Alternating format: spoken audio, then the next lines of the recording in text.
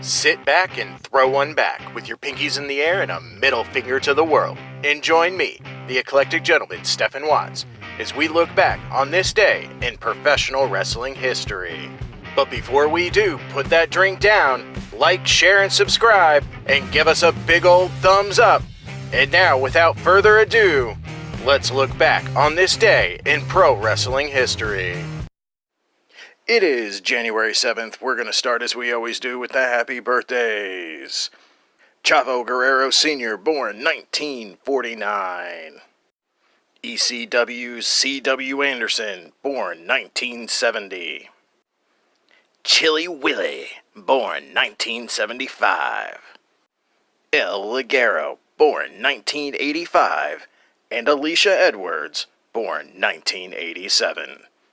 And last but not least, the gentleman himself, Jack Gallagher, born 1990. Whew, that was a lot of birthdays. Of course, on the flip side of the coin, we do have deaths on this day in professional wrestling history. In 1990 on this day, we lost Bronco Nagurski, the first professional wrestler to successfully transition to professional wrestling. And on this day in 2000, we lost former NWA heavyweight champion Gary Albright.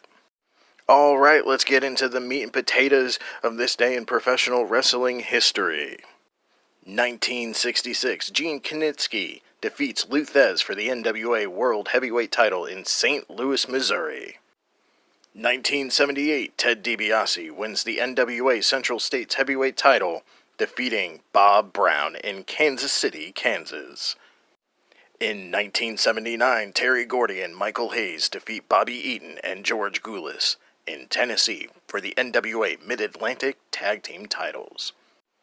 1986, the fourth edition of WWF Saturday Night's Main Event airs on NBC. The show would end with WWF champion Hulk Hogan pinning Terry Funk after a clothesline.